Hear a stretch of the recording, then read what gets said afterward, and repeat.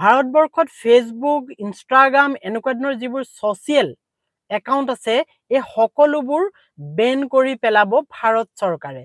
হয়, digital personal data protection 2023 যিখন এখন বিধেয়ক আনিছে, এই বিধেয়কখনৰ জৰিয়তে 2025 চনৰ 18 ফেব্ৰুৱাৰীৰ ঠিক পিছতেই এই সিদ্ধান্তটো ল'ব ভাৰত চৰকাৰে। আপুনি আৰু মই ফেচবুক, ইনষ্টাগ্ৰাম এনেকুৱাবোৰ যিবোৰ ছ'চিয়েল একাউণ্ট আছে এইবোৰত আৰু আমি কাম কৰিব নোৱাৰিম। বেন কৰি পেলাব ইণ্ডিয়ান চৰকাৰে, যেনেকৈ টিকটক হেৰাই গ'ল। ঠিক আছে, ৰ'ব, সম্পূৰ্ণ এটা ইনফৰ্মেটিভ ভিডিঅ' আৰু আপোনালোকে জানিব লগা কথা, কিন্তু এইখিনিতে আপোনালোকে জানি লওক মই গিভ এৱে দি আছোঁ আৰু এই গিভ এৱেৰ এটা আখৰ দিওঁ আৰু সেইকেইটা আখৰ জইন কৰি এটা ৱৰ্ড হয়গৈ বা দুটা ৱৰ্ড হয়গৈ আৰু সেইটো আপুনি কমেণ্ট বক্সত লিখি দিব লাগে। এটা খুব ধুনীয়াকৈ মেছেজ এটা কৰিব লাগে, ক্ৰিয়েটিভ মেছেজ এটা, আৰু মই দিয়া সেই ৱৰ্ডটো বা সেই ৱৰ্ড দুটা আপুনি ধুনীয়াকৈ কমেণ্ট বক্সত লিখি দিব লাগে। আজিৰ ভিডিঅ'টোৰ গিভ এৱে আনচাৰটো হৈছে এইটো বুলি। কেৱল উত্তৰটো লিখি নিদিব, কিবা এটা লগত লিখি দিব অন্তত। ঠিক আছে, ইয়াৰ ৰিজাল্ট মই দিম আপোনালোকক অহা দেওবাৰে।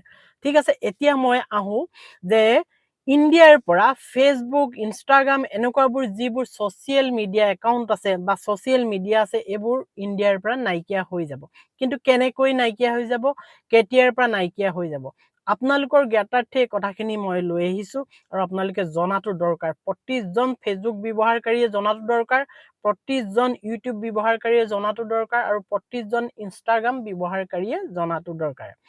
এতিয়া ভাৰত চৰকাৰে সময়ে সময়ে আমালৈ কিছুমান এনেকুৱা ধৰণৰ অধিনিয়ম আনি থাকে, এনেকুৱা ধৰণৰ কিছুমান বিধেয়ক আনি থাকে যিবোৰৰ দ্বাৰা আমাৰ ভাল হয় বা আমাৰ জনসাধাৰণ সুৰক্ষিত হৈ থাকে। আৰু ঠিক তেনেকুৱা ধৰণৰ এখন বিধেয়কে হৈছে ডিজিটেল পাৰ্চনেল ডাটা প্ৰটেকশ্যন 2023। এই বিধেয়কখনৰ জৰিয়তে মানুহৰ যিটো পাৰ্চনেল ডাটা, সেই ডাটাটো প্ৰটেকশ্যন কৰিবৰ কাৰণে এই বিধেয়কখনে তেনেকুৱা ধৰণৰ এখন বিধেয়ক লৈ আহিছে, নীতি নিয়ম লৈ আহিছে। আৰু সেই নীতি নিয়মখিনি কি আৰু কেনেকৈ হ'ব সেইখিনি চোৱা চিতা কৰিছে ইলেক্ট্ৰনিক এণ্ড ইনফৰমেশ্যন টেকন'লজি মিনিষ্ট্ৰীয়ে।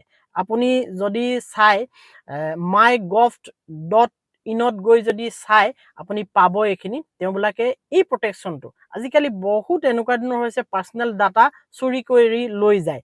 সেই পাৰ্চনেল ডাটাবোৰ যাতে আমাৰ পৰা চুৰি কৰি নিব নোৱাৰে তাৰ কাৰণে আচলতে ভাৰত চৰকাৰে এনেকুৱা ধৰণৰ এখন বিধেয়ক আনিছে। আৰু বিধেয়কখনে মই যে অলপ আগত কৈ আহিলোঁ যে ফেচবুক, ইনষ্টাগ্ৰাম এনেকুৱা ধৰণৰ যিবোৰ ছ'চিয়েল মিডিয়া হেণ্ডেল আছে এইবোৰ হয়তো আমাৰ ভাৰত চৰকাৰে বেন কৰি পেলাব, কিন্তু কোনখিনিক বেন কৰিব এই কথাখিনি জনাটো বহুত বেছিয়ে দৰকাৰ।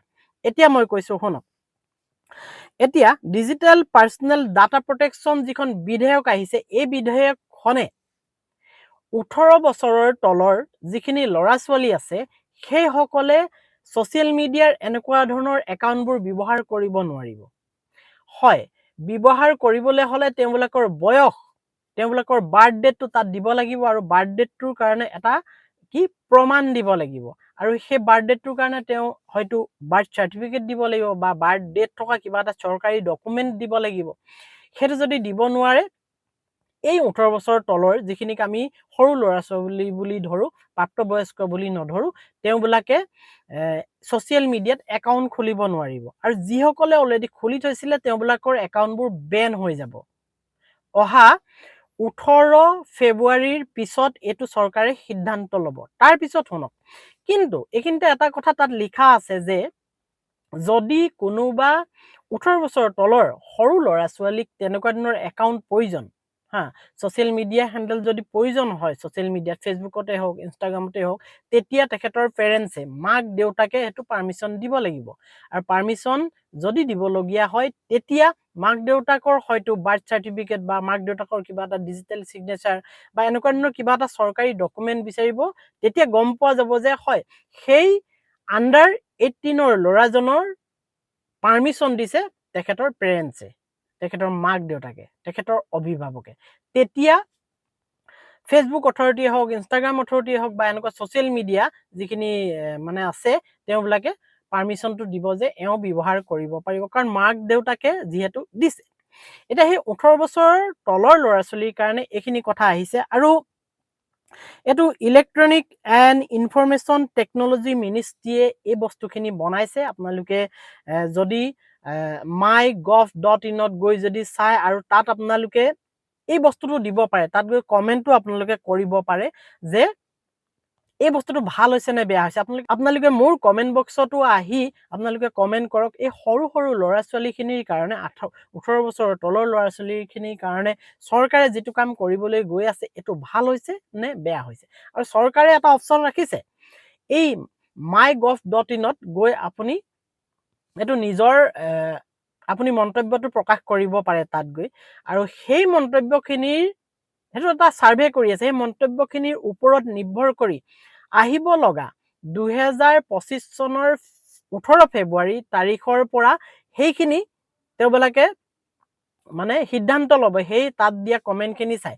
মানে ভাৰতৰ জনসাধাৰণে কি বিচাৰিছে, mygov.in গৈ আপুনি কমেণ্ট কৰিব পাৰিব আৰু আপোনাৰ ডিচিশ্যনটো তাত জনাব পাৰিব। যদি ভাল বুলি ভাবিছে তেনেহ'লে ভাল বুলি ক'ব যে বিধেয়কখন আহিব লাগে, আৰু যদি ভাল বুলি ভবা নাই বিধেয়কখন নালাগে তেনেহ'লে নালাগে বুলি ক'ব পাৰে। আপুনি মোৰ কমেণ্ট বক্সতো আহি লিখক।